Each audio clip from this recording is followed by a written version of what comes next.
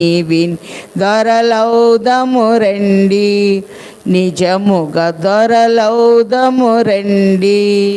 సాద్విలాస్ జయము కీర్తనలు జయ శబ్దముతో రయముగా పాడండి. జయము జయ జయమే క్రీస్తుని చరిత్ర ఎంతటి, జయమే మరణమున కూడా, జయమే నీచమును. సాద్విలాస్ వాక్యం చదువుకుందాం. పరిశుద్ధ గ్రంథము నుండి కీర్తనల గ్రంథము 45వ కీర్తన 7వ వచనం చదువుకుందాం.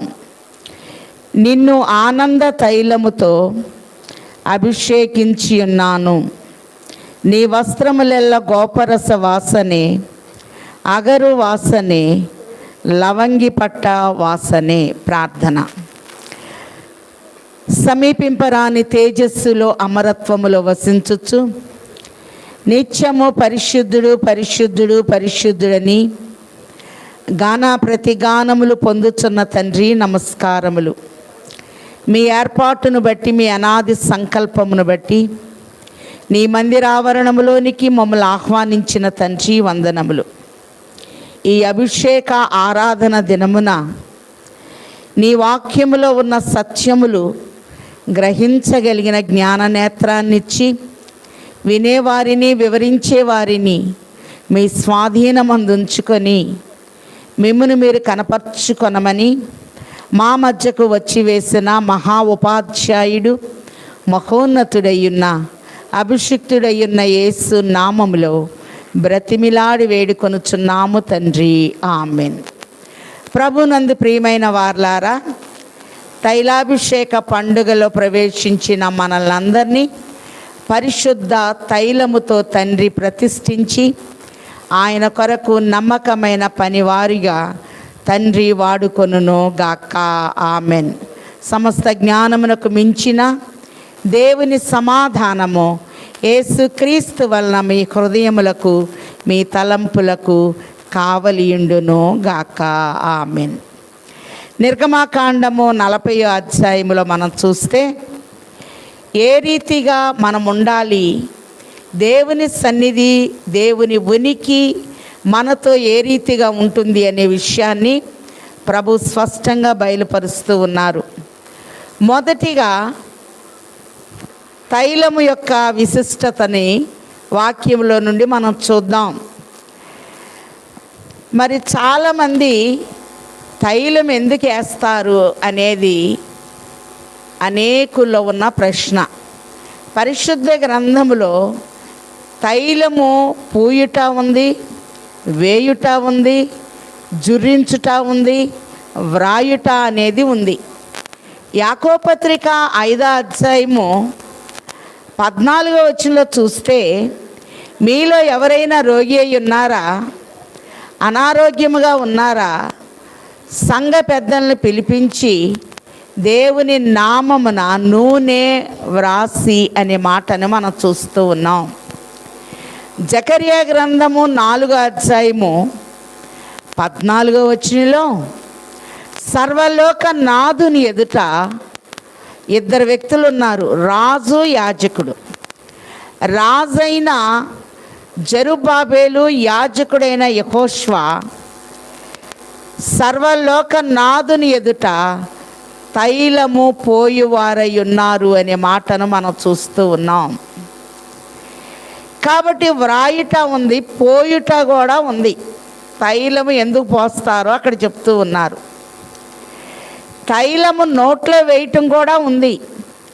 ద్వితీయోపదేశ కాండము 32వ అధ్యాయములో గనక మనం చూచినట్లయితే, ప్రభు యొక్క చట్టాల్ని గౌరవించి ప్రభు చిత్త ప్రకారము మనం నడిచినప్పుడు భూమి యొక్క ఉన్నత స్థలముల మీద నేను నిన్ను ఎక్కించెదను, పొలముల పంట తినిపించెదను, కొండ బండ నుండి తేనెను, చెకుముకి రాతి బండ నుండి నూనెను అతనికి జుర్రించెదను అన్నారు. జుర్రించుట అనగా నోటిలో వేయుట, వ్రాయుట, పోయుట, నోటిలో వేయుట అనే పద్ధతులను మనం చూస్తూ ఉన్నాం. 7 రీతులుగా తైలము మనకిప్పుడు కనపడుతూ ఉంది. మొదటిగా మనం చూస్తే ప్రభు పేరే తైలము. తైలము అనగా ప్రభు. నా ఆత్మ లేనివాడు నావాడు కాడు అని ప్రభు చక్కగా బయలుపరుస్తూ ఉన్నారు. అలాగే మనం చూసినట్లయితే మత్తయి సువార్త 25వ అధ్యాయంలో 10 మంది కన్యకలు ఉన్నారు. దివిటీలు తీసుకొని వచ్చారు. ప్రభు వచ్చే సమయానికి ఏం తగ్గింది అంటే నూనె తగ్గింది. 5 దీపాలు వెలుగుతూ ఉన్నాయి. 5 దీపాలు ఆరిపోతూ ఉన్నాయి. కాబట్టి దీపం వెలగాలి అంటే నూనె కావాలి. నూనె అనగా విశ్వాసము.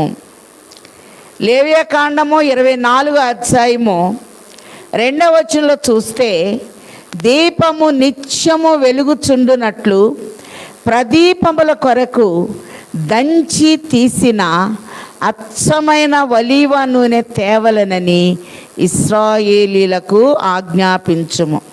ఇప్పుడు మీకు వేసే నూనె కూడా వాగ్దాన దేశముదే అచ్చమైన ఒలీవ నూనె. 92వ కీర్తన 10వ వచనంలో క్రొత్త తైలముతో నేను అంటబడి తిని అనే మాట మనం చూస్తూ ఉన్నాం. ఈ తైలముతో అంటినప్పుడు వేసినా పూసినా వ్రాసినా తైలము తగిలితే చాలు, నీ కొమ్ము నేను పైకెత్తి తిని, మనకు ఘనత అనేది వస్తుంది. మొదటి సమూయేలు గ్రంథం 16వ అధ్యాయంలో చివర్లో దావీదు తల మీదకి తైలం వచ్చినప్పుడు నాట నుండి దేవుని ఆత్మ అతని మీదికి బలముగా వచ్చాను అనే మాట చూస్తూ ఉన్నాం. అలాగనే మనం చూస్తే మనం ఆత్మ పూర్ణమై ఉండాలి అంటే తైలాభిషేకము చాలా ప్రాముఖ్యమైనది. అంత మాత్రమే కాదు, కీర్తన 45:7లో మనం చూచాం, ఆనంద తైలముతో నేను నిన్ను అభిషేకించి ఉన్నాను. తైలం ఏమిస్తుంది అంటే ఆనందము అనేది మనకిస్తూ ఉంది. అలాగనే మనం చూస్తే ఆనందముతో మనం ఉండాలి అంటే తైలములో ఉన్న ప్రత్యేకతని మొదటిగా చూద్దాం. యోబు గ్రంథము 29వ అధ్యాయము 6వ వచనంలో చూస్తే నా నిమిత్తము బండ నుండి నూనె ప్రవాహముగా ప్రవహించెను. మోషే మాట్లాడితే బండలో నుండి నీళ్ళు వచ్చినాయి. బండలో నుండి తైలము అనేది వచ్చి వేస్తూ ఉంది అని ప్రభువు చెప్తూ ఉన్నారు. ఆ బండ క్రీస్తే. అందరూ ఆత్మ సంబంధమైన ఒకే బండలో పానం చేసినట్లు మనకు తెలుసు. ఆ బండ క్రీస్తే అనే మాటను మనం చూస్తూ ఉన్నాం. ప్రభువు తైలముతో పోల్చబడ్డారు. పరమగీతము 1వ అధ్యాయం 3వ వచనంలో చూస్తే నీ పేరు పోయబడిన పరిమళ తైలముతో సమానము. పరలోకములో నుండి భూలోకములోనికి తైలము పోయబడినట్లుగా మనం చూస్తూ ఉన్నాం. అలాగనే ప్రభు పాద సన్నిధిలో మనం ఉన్నప్పుడు ఆయన పేరు పరలోకములో నుండి భూలోకములోనికి యేసు క్రీస్తుగా పోయబడింది. యేసు అనగా రక్షకుండు, ఎవరినైనా రక్షించును. క్రీస్తు అనగా నియమితుండు, కేవలం వేర్పాటు పురుషుడు.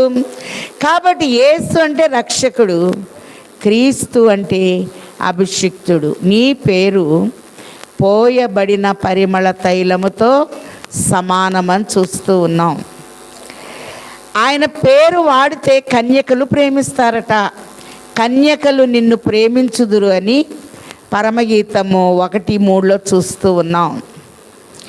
ఐక్యత కలిగి ఉండాలి అంటే తైలము కలిగి ఉండాలి. 133వ కీర్తనలో సహోదరుల ఐక్యత కలిగి నివసించుట ఎంత మేలు, ఎంత మనోహరము. అది అహరోను తల మీద పోయబడి గడ్డము గుండా కారి అంగీ అంచుల వరకు దిగజారిన పరిమళ తైలము వలె ఉండును. తల నుండి గడ్డము అనగా అనుభవంతో, అంగీ అంచులు అనగా అంతటా అందరూ మారు మనసు పొందాలి అని ప్రభు చెప్తూ ఉన్నారు. అంత మాత్రమే కాదు, ప్రసంగి 7వ అధ్యాయం 1వ వచనంలో చూస్తే సుగంధ తైలము కంటే మంచి పేరు మేలు. సుగంధ తైలము, మరి యూదులైన వారు ఎక్కువ తైలం వాడుతూ ఉంటారు, సుగంధ ద్రవ్యాలను వాడుతూ ఉంటారు. మంచి పేరు మనకి ఎవరిస్తారు అంటే ప్రభు ఇస్తారు. ప్రకటన 2:17 అంటున్నారు ప్రభు, జయించువానికి తెల్ల రాతినిస్తాను, దాని మీద చెక్కబడిన క్రొత్త పేరుంటుంది, పొందిన వానికే కానీ మరి ఎవనికి తెలియదు అని ప్రభు స్పష్టముగా బయలుపరుస్తూ ఉన్నారు. తైలము మంచి పేరునిస్తూ ఉంది. అందుకే సుగంధ తైలము కంటే మంచి పేరు మేలు అనే మాటల్ని మనం చూస్తూ ఉన్నాం. ఒక వ్యక్తిని ప్రభు రాజ్యానికి వారసుని చెయ్యాలి అంటే తైలం వాడాలి. మనందరికీ తెలుసు, లూకాసు వార్త 10వ అధ్యాయంలో ఒక వ్యక్తి యెరూషలేము నుండి యెరికో వైపు వెళుతూ పడిపోయాడు. యాజకుడు ప్రక్కగా పోయెను, లేవీయుడు ప్రక్కగా పోయెను. అనుకోవచ్చు అయ్యగారికి అస్సలు ప్రేమ లేదు, పక్కకి వెళ్ళిపోయారని. మోషే ధర్మశాస్త్ర ప్రకారము ఆరాధనకి వెళ్ళేటప్పుడు కానీ, యాజక వస్త్రంతో ఉన్నప్పుడు కానీ దిగంబర శరీరాన్ని చూడకూడదు. ఆజ్ఞను అతిక్రమించి వస్త్రాలని కోల్పోయాడు. ఆది తల్లిదండ్రులు కూడా ఆజ్ఞను అతిక్రమించి మహిమ వస్త్రాల్ని కోల్పోయినట్లుగా మనం చూస్తూ, సొంత ప్రయత్నాలు అంజూరపు ఆకులు కచ్చడాలుగా చేసుకున్నట్లుగా మనం చూస్తూ ఉన్నాం. అనీతి వస్త్రమెడలించెను, యేసునాథు రక్తమున ముంచెను, వినోత్నయాత్నమెదననియన్ గనన్ వినన్ ప్రేమ నాకు చూపెను, యెహోవా నామమున లాలించెను, తన మహాదయను నన్ను గణించెను. ఇప్పుడు ఈ వ్యక్తిని రక్షించడానికి ప్రభు రూపం దెబ్బతింది. ఆదాం మీద పడాల్సిన దెబ్బ సృష్టి మీద పడితే సృష్టి ముళ్ళ తుప్పలతో ఉన్నట్టు చూస్తూ ఉన్నాం. సృష్టి మారిపోయింది. యెషయా గ్రంథం 53లో ఎండిన భూమి లేత మొక్క వలె ప్రభు కనపడుతూ సొగసు స్వరూపాన్ని కోల్పోయినట్లుగా మనం చూస్తూ ఉన్నాం. ఈ సొగసు స్వరూపాన్ని కోల్పోయిన ప్రభు సమరేడిగా కనపడుతూ ఉన్నాడు. లూకాసు వార్త 10వ అధ్యాయం 34లో అతనిని చూచి జాలిపడి దగ్గరకు పోయి నూనెయు ద్రాక్షారసమును పోసి, నూనె అభిషేకం లేకపోతే వారసుడు కాడు. ద్రాక్షారసం అనగా ప్రేమ. ప్రమగీతంలో చూస్తాం, నీ ప్రేమ ద్రాక్షారసము కన్నా మధురము అని ప్రభు తెలియచేస్తూ ఉన్నారు. కాబట్టి పడిపోయిన వ్యక్తిని రక్షించాలి అంటే తైలము వాడబడింది. ప్రకటన గ్రంథం 2వ అధ్యాయము 4-5 వచనాల్లో చూస్తే, మొదట నీకుండిన ప్రేమను నీ వదిలితివని నీ మీద తప్పు ఒకటి మోపవలసి ఉన్నది. నువ్వు ఏ స్థితిలో నుండి పడితివో అది జ్ఞాపకం చేసుకొని మారు మనసు పొంది ఆ మొదటి క్రియలను చేయుము. కాబట్టి మారు మనసు పొందితే గానీ ఆ దీపం అనేది వెలగదు. దీపము వెలగాలి అంటే తైలము అనేది కావాలి. దీపము అనగా ఆత్మ. ఆత్మ యెహోవా పెట్టిన దీపము. ఒకటి ఆనంద తైలాన్ని చూచాం. రెండవ తైలము క్రొత్త తైలము. 92వ కీర్తన 10వ వచనం. క్రొత్త తైలముతో నేను నిన్ను అంటి తిని అని ప్రభు తెలియచేస్తూ ఉన్నారు. మూడోదిగా మనం చూచినట్లయితే సుగంధ తైలము. ప్రసంగి 7:1 సుగంధ తైలము కంటే మంచి పేరు మేలు. ఈ మంచి పేరు ఎవరిది అంటే ప్రభువుది. పరమగీతం 1వ అధ్యాయము 3వ వచనంలో నీ పేరు పోయబడిన పరిమళ తైలముతో సమానము. పరలోకంలో నుంచి భూలోకంలోనికి ఒక తైలం పోయబడింది. ఈ తైలము ఎక్కడి నుండి వస్తుంది అంటే బండలో నుండి వస్తుంది. యోబు గ్రంథము 29:6వ వచనంలో నా నిమిత్తము బండ నుండి, మన నిమిత్తం కాదు, నా నిమిత్తము బండ నుండి నూనె ప్రవాహముగా పారెను అనే మాటని మనం చూస్తూ ఉన్నాం. 4వ వచనంలో చూస్తే సర్వశక్తుడు ఇంకను నాకు తోడై ఉండెను, నా పిల్లలు నా చుట్టూ నుండిరి, బండ నుండి నా నిమిత్తము నూనె ప్రవాహముగా పారెను అనే మాట చూస్తూ ఉన్నాం. అలాగనే ఈ తైలాన్ని మనం చూచినట్లయితే అభిషేకించబడాలి అంటే తైలము వాడబడాలి. ఆదికాండము 28వ అధ్యాయంలో యూదులు ఎక్కడికి వెళ్ళినా మనకు చేతిలో సెల్ ఫోన్ ఉన్నట్టు తైలము లేకుండా వారు ఎక్కడికి వెళ్ళరు. తల కింద ఒక రాయి పెట్టుకున్నాడు, ఒక దర్శనం చూచాడు. ఆ రాయిని నిలబెట్టి తైలము పోసి ఇది బేతేలే కానీ వేరొకటి కాదు అని దాన్ని ప్రతిష్ఠించినట్లుగా మనం చూస్తూ ఉన్నాం. ఆనంద తైలముతో నేను నిన్ను అభిషేకించి ఉన్నాను. దీపాలు ఆరిపోయినాయి. ఎలగాలి అంటే ఇద్దరు నూనె వేయాలి. ఒకటి రాజు, 2 యాజకుడు. జకరియా గ్రంథము 4వ అధ్యాయము 14వ వచనంలో చూస్తే వీరు సర్వలోక నాథుని ఎదుట తైలము పోయువారై ఉన్నారు. ఒకటి జెరుబ్బాబేలు, 2 యెహోషువ. ఇక్కడున్న యెహోషువ యాజకుడు, మోషే తర్వాత వచ్చిన యెహోషువ నాయకుడు. ఆయనకి ఈయనకి 500 సంవత్సరాల తేడా ఉంది. ఆయన అనుకోకూడదు ఒకే పేరని. మోషే తర్వాత వచ్చిన యెహోషువ సూర్యుడిని చంద్రుడిని ఆపిన ఆయన. జకరియా గ్రంథము 3వ అధ్యాయంలో ఉన్న యెహోషువ ఆయన నును కుమారుడు అన్నారు. ఈయన యెహోజాదా కుమారుడైన యెహోషువ. ఈయన యాజకుడు. సంఘంలో బలహీనత ఉంటే సైతాను గబగబా వెళ్ళి ప్రభు కుడి ప్రక్కన నిలబడి అదిగో యెహోషువలో మలిన వస్త్రం ఉంది అని చెప్తుందట. కాబట్టి ఇతని మైల బట్టలు మార్చివేయండి అని ప్రభు తెలియచేసినట్లుగా మనం చూస్తూ ఉన్నాం.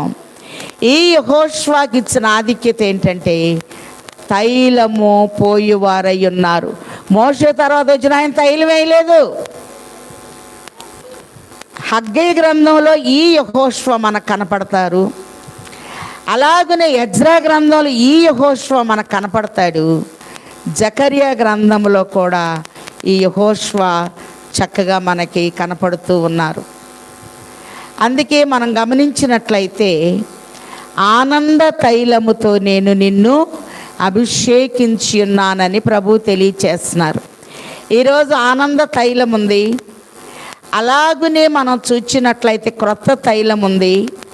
మనం అభిషేకించబడాలి, దీపం వెలగాలి అంటే అచ్చమైన ఒలీవ నూనె కావాలి, కల్తీ ఉండకూడదు. లేవియాకాండం 24:2 దీపము నిత్యము వెలుగుచుండునట్లు ప్రదీపముల కొరకు దంచి తీసిన అచ్చమైన ఒలీవ నూనె తేవలనని ఇశ్రాయేలీయులకు ఆజ్ఞాపించుము. మరి మందిరానికి అచ్చమైన ఒలీవ నూనె తీసుకురావాలి. అంత మాత్రమే కాదు, సుగంధ తైలాన్ని చూచాం, పరిమళ తైలము ప్రభుదిగా మనం చూచాం, స్వస్థతకి తైలము, ఆత్మ వెలగటానికి తైలము అనేది మనం చూస్తూ ఉన్నాం. వాక్యంలో మనం గమనించినట్లయితే ఈరోజు వేసే తైలము ఒక ప్రత్యేకమైన పేరు కలిగినట్లుగా మనం చూస్తూ ఉన్నాం. నిర్గమకాండము 40 చూస్తే ఈ తైలానికి, ఈరోజు వేసే తైలానికి ఒక పేరు అనేది ఇవ్వబడుతుంది. మరియు నీవు అభిషేక తైలమును తీసుకొని మందిరమునకును దానిలోని సమస్తమునకును అభిషేకము చేసి దానిని దాని ఉపకరణములన్నిటినీ ప్రతిష్ఠింపవలెను, అప్పుడు అది పరిశుద్ధమగును. ఏ రోజు వేసే తైలము అభిషేక తైలమై ఉన్నది. మనం చూచినట్లయితే ఈ అభిషేక తైలం వెయ్యాలి అంటే 7 పద్ధతులను చెప్పారు మనకు ప్రభు. మొదటిగా నిర్గమకాండం 1:2 నీవు ప్రత్యక్షపు గుడారపు మందిరమును నిలువబెట్టవలెను. గుడారము అనగా శరీరము. దేవుని సన్నిధిలో ఆత్మ శరీరము కరెక్ట్గా ఏకీభవించాలి. ఆత్మ సిద్ధమే కానీ శరీరము బలహీనము. శరీరము ఆత్మ ఏకీభవించినప్పుడే కార్యము అనేది జరుగుతుంది అని ప్రభు తెలియచేస్తూ ఉన్నారు. నిలవబెట్టాలి. యెహెజ్కేలు గ్రంథము 2 చూస్తున్నాం. నరపుత్రుడా, నీవు చక్కగా నిలబడుము, నీతో నేను మాటలాడవలెను. యోధా పత్రిక 24 తొట్టిల్లకుండా ఆయన మహిమ ఎదుట నిర్దోషులుగా ప్రభువు నిలబెడుతూ ఉన్నారు. మానవులు గనక తొట్టుపాటు అనేది వస్తుంది. ఆయన యవ్వన రక్తము మనల్ని నిలబెడుతూ ఉంది. ఈ దినాన కరెక్ట్గా నువ్వు నిలబడు. నీకు తైలము పడాలి అంటే నువ్వు నా సన్నిధిలో నిలబడాలి అని ప్రభువు తెలియచేస్తూ ఉన్నారు. అలాగనే మనం గమనించినట్లయితే రెండవదిగా అచ్చట నీవు సాక్ష్యపు మందస్సమును నిలిపి ఆ మందస్సమును అడ్డతెరతో కప్పవలెను. మందస్సము అనగా దేవుని యొక్క, మనందరూ తెలుసు మందస్సం అంటే అసలు ప్రభువే. మందస్సంలో త్రిత్వం ఉంది. ఆజ్ఞలు ఉన్నాయి, చిగురించిన అహరోను కర్ర ఉంది, మన్నా పాత్ర ఉంది. ప్రభు చెప్పారు నిర్గమకాండము 16 చివరిలో, వాగ్దాన దేశం వెళ్ళినప్పుడు మీకు మన్నా దొరకదు, ఓమేరుతో దాన్ని పట్టి భద్రపరచండి అని చెప్పినప్పుడు మన్నా ఎలా ఉంటుంది అనేది యెహోషువ గ్రంథం 5 చూస్తే మన్నా మానిపోయెను అనే మాట చూస్తున్నాం గనక భద్రపరచబడినట్లుగా మనం చూస్తున్నాం. కీర్తన 31:19 చూస్తే నీ యందు భయభక్తులు కలవారి నిమిత్తము నీవు దాచించిన మేలు ఎంతో గొప్పది, నరుల ఎదుట నిన్ను ఆశ్రయించు వారి నిమిత్తము నీవు సిద్ధపరిచిన మేలు ఎంతో గొప్పది అనే మాటను చూస్తూ ఉన్నాం. అలాగనే చిగురించిన అహరోను కర్ర, మందస్సం ఉంటే నీ జీవితం చిగురించబడుతూ ఉంది. 20 సంవత్సరాలు మందసాన్ని తీసుకెళ్ళి అరణ్యములో వదిలివేసినట్లుగా చూస్తూ ఉన్నాం. ఓబేదేదోము ఇంటిలోనికి వచ్చినప్పుడు సొత్తంతా ఆశీర్వదించబడినప్పుడు మందసాన్ని మరలా ఆలయానికి తెచ్చివేసినట్టు చూస్తూ ఉన్నాం. మందస్సములో ఆజ్ఞలనే ఉన్నాయి. అందుకే సామెతలు 6:20 చూస్తే నీ తండ్రి ఆజ్ఞను గైకొనుము, నీ తల్లి ఉపదేశమును త్రోసివేయకము. తల్లి అనగా సంఘము, తండ్రి అనగా ప్రభు. ఆజ్ఞ నీకు దీపముగా ఉండాలి. ఆజ్ఞల్ని నువ్వు గైకొనాలి. ద్వితీయోపదేశకాండం 1:11 దేవుని ఆజ్ఞలను గైకొంటే 1000 రెట్లు నేను మిమ్మల్ని ఆశీర్వదిస్తాను అని ప్రభు చెప్తున్నారు. కొత్త నిబంధనలో 30 అంతలు, 60 అంతలు, 100 అంతలు. పాత నిబంధనలో 1000 రెట్లు అని ప్రభు తెలియచేస్తూ ఉన్నారు. ఈరోజు తైలము మన మీదకు వచ్చిన ద్వారా 1000 రెట్లు మనం ఆశీర్వదించబడతామని లిఖితపూర్వకముగా ప్రభు తెలియచేస్తూ ఉన్నారు. 132వ కీర్తన 8వ వచనంలో కూడా మందసాన్ని గురించి చక్కని మాట వ్రాయబడింది. యెహోవా లెమ్ము, శుభసూచకమైన నీ మందస్సముతో కూడా రమ్ము. నువ్వు వస్తే, మందస్సం ఉంటే ఒక శుభసూచకము, ఒక ఆనవాలనేది కనపడుతూ ఉంది. అంటే ఈ మందస్సము అనగా తండ్రి అయిన దేవునికి సాదృశ్యమై ఉన్నది. మందసాన్ని ఎవరు పడితే వాళ్ళు పట్టుకోకూడదు. దావీదు క్రొత్త బండిలో తెచ్చేటప్పుడు మందసం వరిగింది అని ఉజ్జా అనే ఒక ఆయన చేయబెట్టాడట, వెంటనే చచ్చిపోయాడు. మందసం భుజం మీదే మోపబడాలి, ఎవరు చేతితో తాకకూడదు. మోషే, నా మహిమ నిన్ను దాటి వెళుతుంది, బండ సందులో నేను నిన్ను దాస్తున్నాను, నువ్వు నా ఎడమ పార్శ్వాన్ని చూస్తావని నిర్గమకాండము 33లో బండ సందులో ఆయన్ని దాచినట్లుగా మనం చూస్తూ ఉన్నాం. నా మంచితనం అంతా నీకు చూపిస్తాను అని ప్రభు తెలియచేస్తూ ఉన్నారు. మందస్సం మూతను టచ్ చేసినందుకు 50,000 మంది చనిపోయినట్లు మన వాక్యములో మొదటి సమూయేలు గ్రంథములో మనం చూస్తూ ఉన్నాం. చాలా జాగ్రత్తగా తండ్రి అయిన దేవుడు నీకు సాదృశ్యముగా మందస్సం కనపడుతూ ఉంది. మందస్సం భుజం మీదే ఉండాలి. ఆయన భుజము మీద రాజ్యభారం ఉండెను. మందస్సం యోర్దాను దగ్గరికి వచ్చేటప్పుడు ఒక డ్రెస్ కోడ్ ఇచ్చారు. యాజక వస్త్రాలతో యోర్దాను దగ్గరికి రాగానే, మరణంబులో నాకు చిరాజీవమెవ్వారు, మరణంబునకే గొప్ప మరణమెవ్వారు, విరివిలేని మహిమ సేనల్ ధరిని నుండగా నన్ను చెంతన్ స్థిరముగా స్థాపించునెవరు, సిల్వ పాడ్డ యేసుక్రీస్తే నాకింత ప్రోత్సాహ నందంబుల్ గల్గుట, కేకర్త ఘనమైన హేతువైయుండు.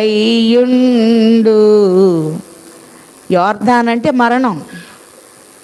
భుజం మీద మందసం పెట్టుకొని యెహోషువ నాయకత్వంలో యోర్దాన్ దగ్గరికి రాగానే బహుశా ముందు వరుసలో ఉన్న వాళ్ళందరూ 6,37,550 మంది కదా అప్పుడు బయలుదేరింది.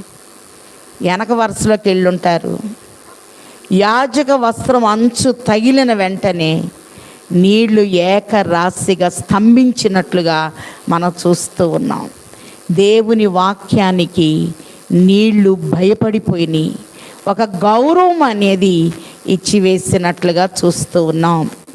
మూడవదిగా మనం చూచినట్లయితే నిర్గమాకాండము 40 అధ్యాయంలో 1, నీవు చక్కగా నిలబడాలి, నీ శరీరము ఆత్మ 2 సాక్ష్యపు మందస్సమును నీలో నిలబెట్టుకోవాలి తండ్రి అయిన దేవుణ్ణి. అలాగనే మూడవదిగా నీవు బల్లను లోపలికి తెచ్చి దాని మీద క్రమముగా ఉంచవలసిన వాటిని ఉంచి. బల్ల అనగా వాక్యము. వాక్యము క్రమముగా చదవాలి. ప్రభు అన్నారు, సమస్తము క్రమముగాను మర్యాదగాను జరగనీయుడి అని ప్రభు తెలియచేస్తూ ఉన్నారు. ఈరోజు పాఠాలు రేపటి ఎల్లుండి మధ్య మధ్యలో వంశావళిలో వచ్చేసినాయి అని మానేయటాలు ఇలా కాదు. క్రమముగా ఉంచవలసిన వాటిని. బైబిల్కి ఒక క్రమం ఇచ్చారు. ఆది కాండం అవ్వకుండా నువ్వు నిర్గమకాండంలోకి వెళ్ళకూడదు. అది చదివి క్రమంలో వచ్చి తర్వాత నీకు ఇష్టం వచ్చిన పాఠాలు చదువుకో. బల్ల అనగా వాక్యము. వాక్యములో క్రమము అనేది తప్పకూడదు. ప్రభు క్రమమునకు కర్త అయి ఉన్నారు. నోవహు వాడలోనికి పావురాళ్ళు వెళ్ళినాయి, కాకులు వెళ్ళినాయి, అనేక క్రూర జంతువులు వెళ్ళినాయి, సాధు జంతువులు వెళ్ళినాయి. నెట్టుకుంటే ఎలా పడితే అలా వెళ్ళలేదు, కానీ ఒక క్రమమును పాటించినట్లుగా చూస్తూ ఉన్నాం.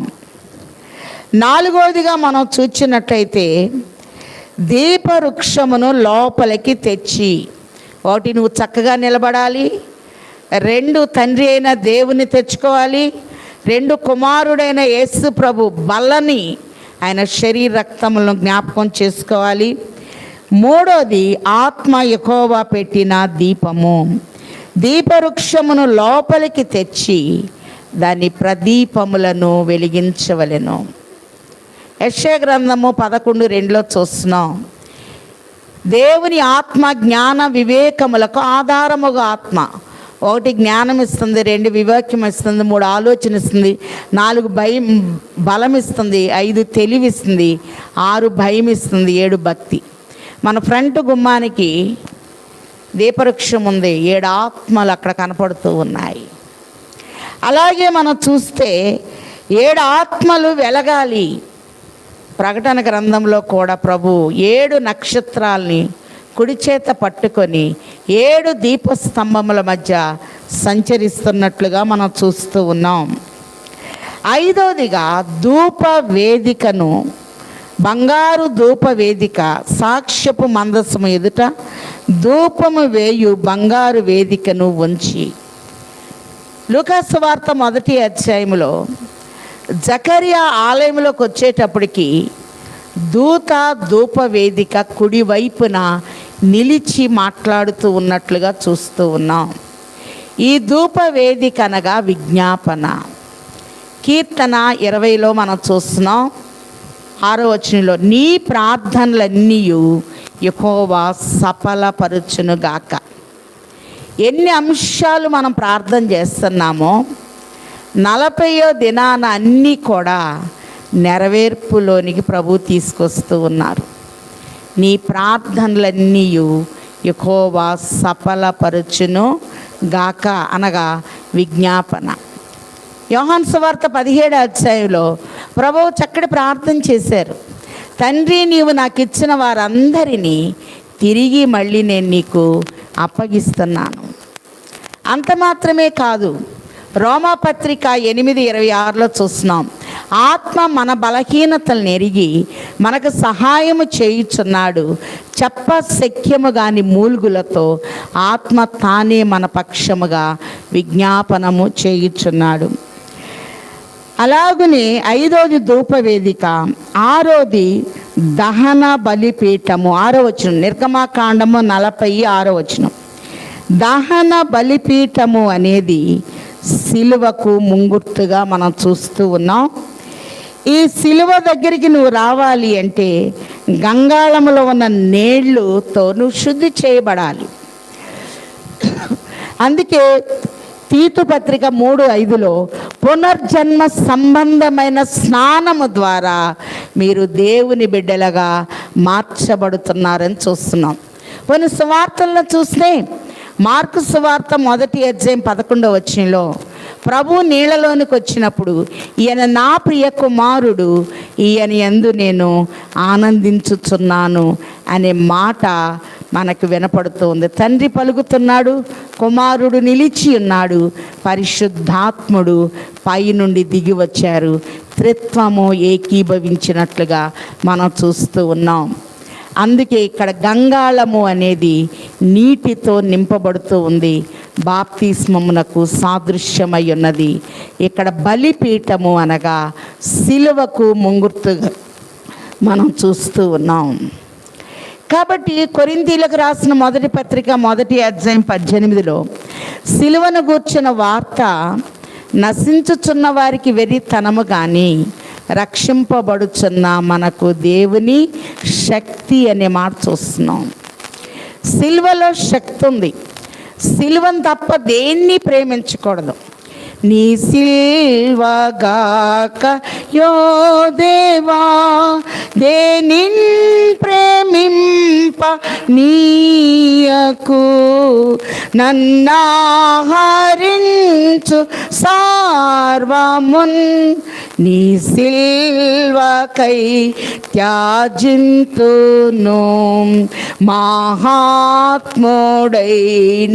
నా ప్రభు విచిత్ర సిల్వ జూడనా, ఆస్తి నష్టం ఉగానించి గర్వాంబాణంగా ద్రోక్కుదున్.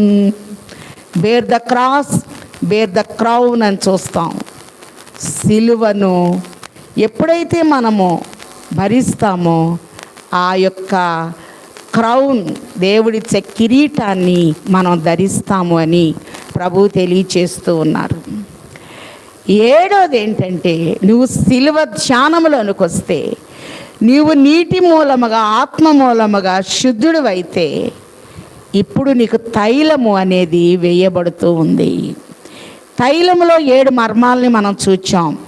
ఆనంద తైలము, అభిషేక తైలము, సుగంధ తైలము, పరిమళ తైలము, క్రొత్త తైలము, అచ్చమైన ఒలీవ తైలము, బండ నుండి ప్రవహించిన తైలము. ఇప్పుడు వేసే తైలములో ప్రత్యేకత అనేది ఉంది. ఒకసారి చూద్దాం. నిర్గమాకాండం 40:9 మరియు నీవు అభిషేక తైలమును తీసుకొని మందిరమునకును దానిలోని సమస్తమునకును అభిషేకము చేసి దానిని దాని ఉపకరణములన్నిటినీ ప్రతిష్ఠించవలెను, అప్పుడు అది పరిశుద్ధమగును. పరిశుద్ధుని చేసి నీ వరములు దయచేసి, పరిశుద్ధుని చేసి నీ వరములు దయచేసి, నీ పరిశుద్ధ సన్నిధిని చూపుమా, పావురమా వినుమా. నీ పరిశుద్ధ సన్నిధిని చూపుమా, పావురమా వినుమా. దైవాత్మారమ్మో నా తనువు నవ్రాలు మో, నా జీవమంతై నీతో నిండా చేరి వసింపుము. ప్రతి అవయవము ప్రతిష్ఠించబడుతుంది. తైలం కొంచెం వేస్తే చాలు. మనం చూచినట్లయితే ఉపకరణములు అనగా మన శరీరంలో ఉన్న అవయవాలు, సంఘమునకు క్రీస్తు శిరస్సై ఉన్నారు. మొట్టమొదటి శిరస్సుకు అభిషేకం జరగాలి. 133 కీర్తనలో చూస్తున్నాం, సహోదరుల ఐక్యత కలిగి నివసించుట ఎంత మేలు, ఎంత మనోహరమో. అది అహరోను తల మీద పోయబడి, తైలం ఎక్కడికి వెళ్ళిందమ్మా? అహరోను ఎవరు? యాజకుడు. యాజకుల అభిషేకము.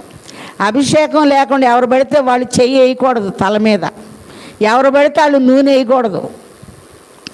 కాబట్టి యాజకుని అభిషేకము నిర్గమాకాండంలో చక్కగా మనం 29 అధ్యాయంలో చూచాం. యాజకుని అభిషేకము చాలా ప్రత్యేకమైనది అని ప్రభువు తెలియచేస్తూ ఉన్నారు.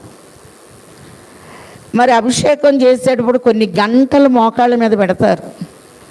మనం 5 నిమిషాలు కూడా ఉండలేకపోతున్నాం.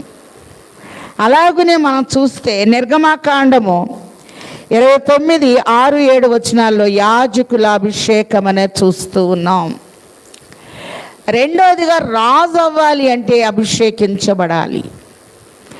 రాజుల అభిషేకము. మొదటి సమూయేలు గ్రంథము 16 అధ్యాయంలో దేవుడు చెప్తున్నాడు, నువ్వు కొమ్మును తైలముతో తీసుకొని తైలముతో నింపు, నువ్వు బెత్లెహేముకి వెళ్ళి యెష్షయి కుమారులో ఒకరిని అభిషేకించు అన్నప్పుడు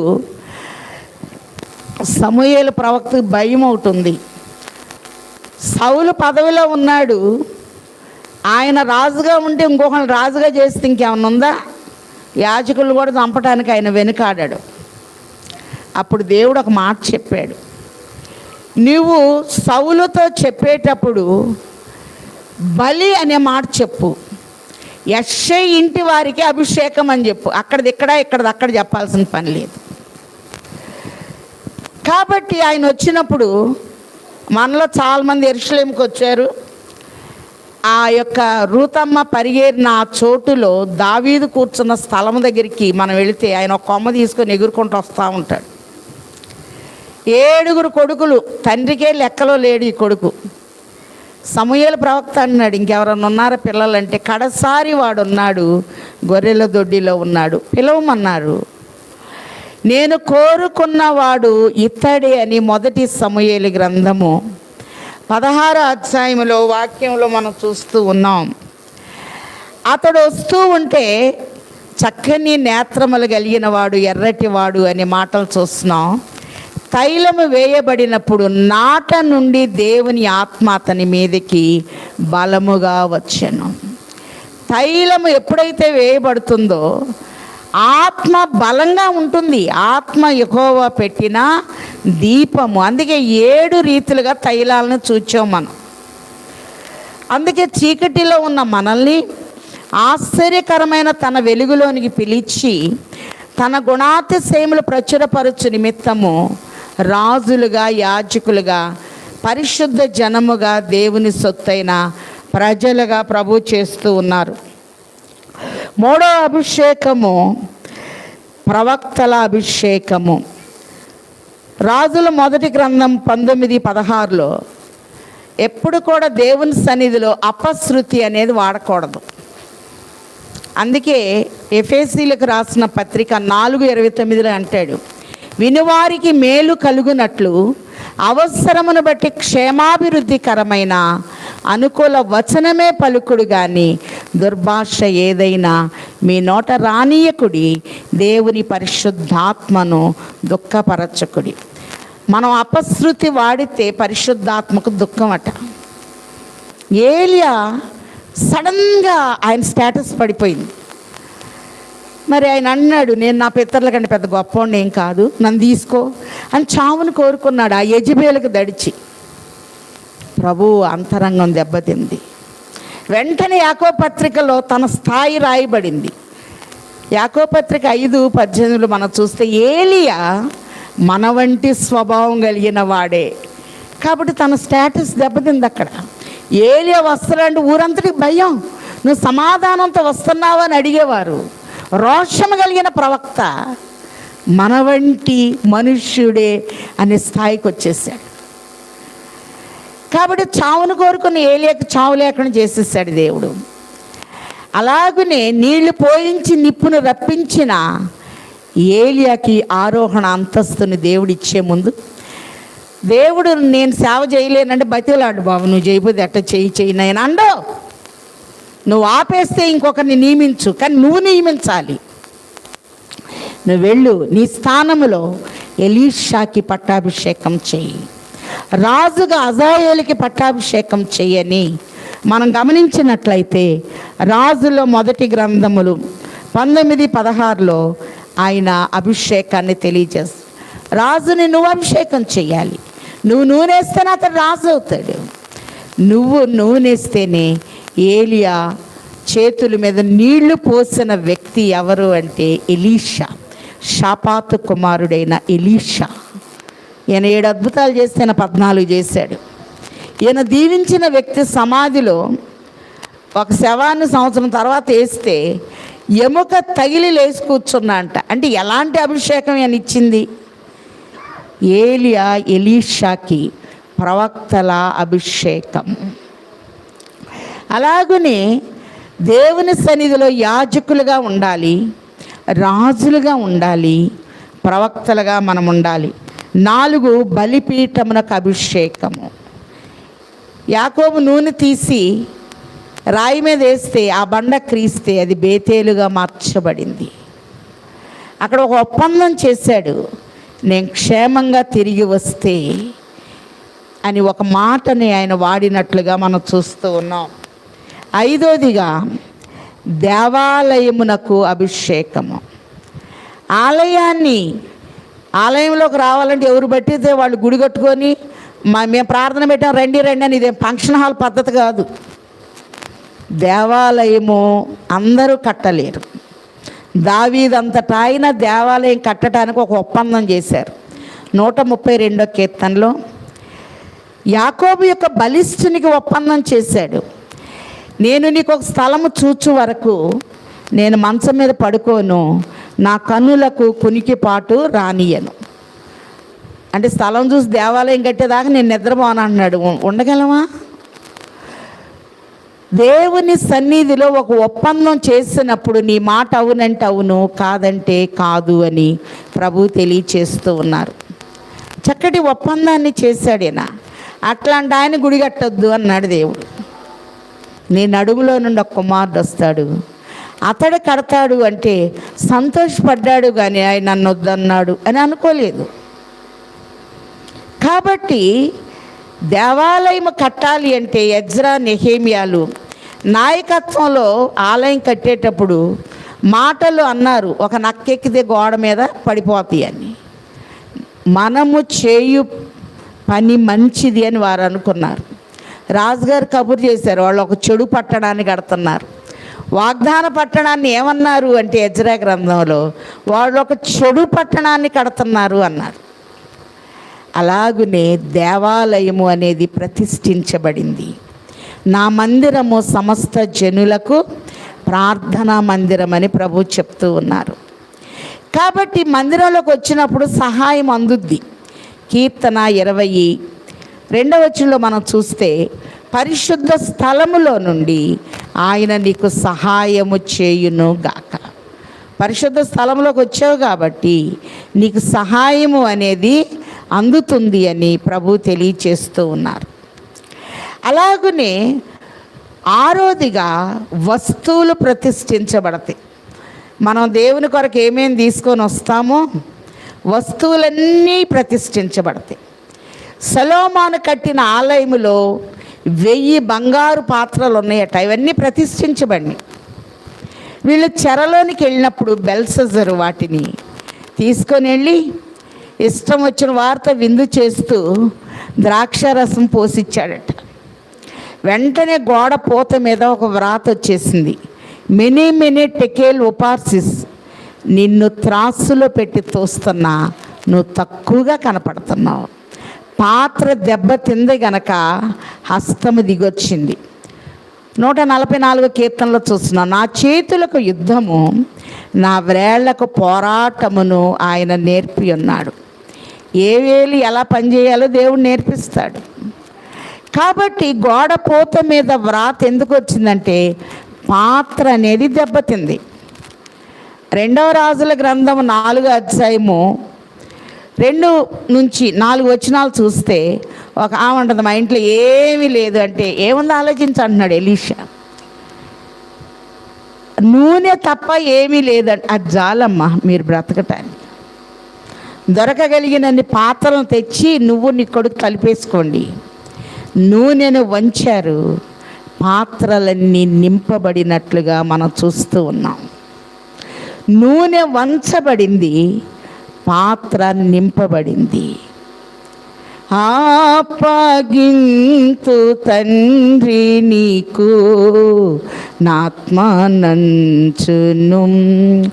గొప్ప యార్భాటంబు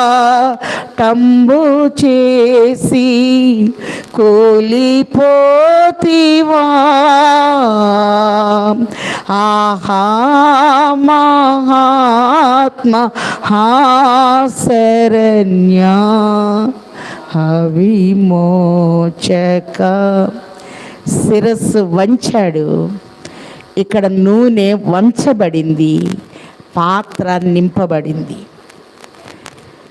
తిమోతికి రాసిన 2వ పత్రిక 2లో మనం చూస్తే 20వ వచనంలో గొప్ప ఇంటిలో బంగారు పాత్ర, వెండి పాత్ర, కర్ర పాత్ర, మట్టి పాత్ర, 4 పాత్రలు ఇచ్చాడు. 4 సువార్తలను ఇచ్చినట్టు యజమాని వాడుకొనుటకు అర్హమైన పాత్ర. దేవుడు మనల్ని వాడుకోవాలి.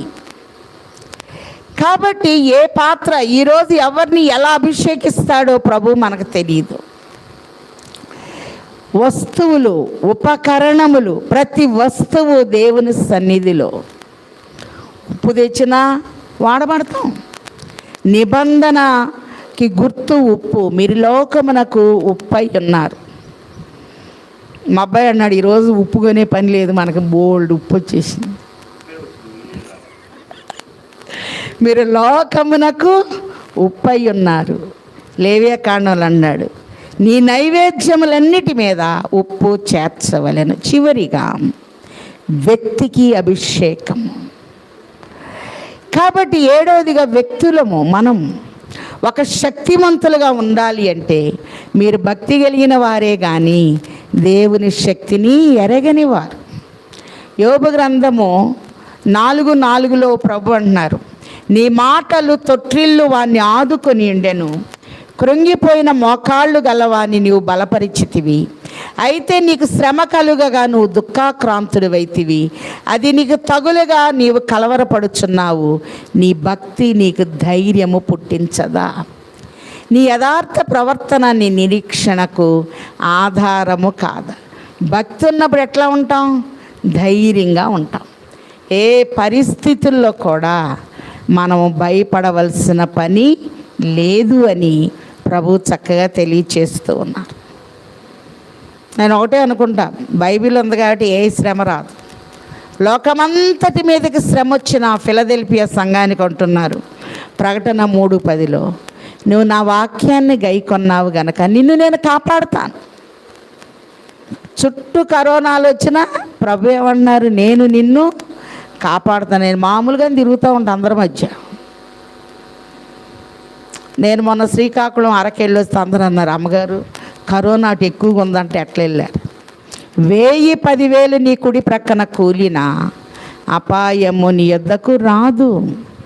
వ్యక్తిని మీలో ఎవరైనా రోగి అయి ఉన్నారా? అనారోగ్యముగా ఉన్నారా? యాకోబు 5:14 చూస్తున్నాం. నూనె వ్రాసే పద్ధతి, పూసే పద్ధతి, వేసే పద్ధతి, జుర్రించే పద్ధతి, 7 పద్ధతులు ఉన్నాయి. నూనె వేయటం తల మీద వేసిన అభిషేకమే, నోటిలో వేసిన అభిషేకమే. ఒక స్త్రీ వచ్చి ఎవరు ప్రభు తలను టచ్ చేయరు, కన్నీళ్లతో కాళ్ళు కడిగింది, తలను అభిషేకించింది. ఆయనది శాపగ్రస్తమైన మరణం కదా, బాడీని ఎవరు టచ్ చేయకూడదు. ప్రభు అన్నారు, సర్వలోకములో ఎక్కడ సువార్త ప్రకటించబడుతుందో ఈమె చేసినది జ్ఞాపకార్థముగా ఉండును. నా భూస్థాపన నిమిత్తము ఈమె నన్ను ముందుగా అభిషేకించను. ఆమెకు ఆ వాళ్ళు ఇచ్చేశాడు దేవుడు. ఈ దినమున యాజకులు ఇచ్చే అభిషేకములో నీ సర్వ వ్యాధుల నివారణ, ఏ బలహీనత ఉన్నా ఏది మన మీద ఏం పనిచేయదు. దైవజనులు అన్నారు, అందరికంటే హాస్పిటల్. భయపడరాదు క్రీస్తు విశ్వాసి, భయపడి దిగులు పడరాదు సుమి. భయపడుటెందుకు బైబిలు నందున నయమగు వాగ్దా నమ్ములు కలవు. నేను ధ్యానం చేస్తూ ఉంటే ప్రత్యక్ష గుడారాన్ని చూపి రోజు తెల్లవారుజామున నాకంటే ముందు వచ్చేస్తున్నారు మీరు.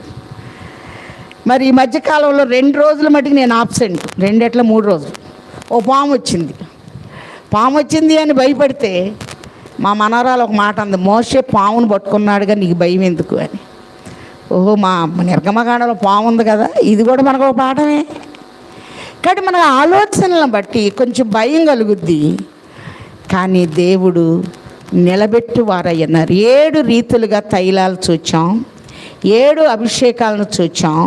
నిర్గమకాండం 1వ అధ్యాయం 10వ వచనం వరకు నువ్వు నిలబడాలి, మందసం లోపలికి రావాలి, బల్ల రావాలి, దీపవృక్షం రావాలి, ధూపవేదిక రావాలి, దహన బలిపీఠము, 7వది అభిషేక తైలము.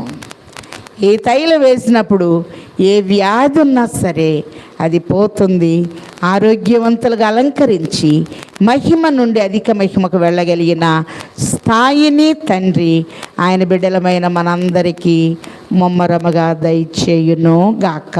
ఆమేన్. మంచి బోధకుడు అయ్యున్న తండ్రి, మీ మాటలు వెండి అంత పవిత్రములు. నీ మాటల్లో ఉన్న మర్మమును గ్రహించగలిగిన జ్ఞానశక్తిని మాకివ్వండి. అభిషేక తైలము, ప్రతిష్ఠిత అభిషేక తైలము ద్వారా మమ్ములను అభిషేకించి నీ పనిలో ముమ్మరముగా వాడుకొనమని వచ్చివేసిన యేసయ్య అతి శ్రేష్ఠ నామములో బ్రతిమిలాడి వేడుకొనుచున్నాము తండ్రి. ఆమేన్.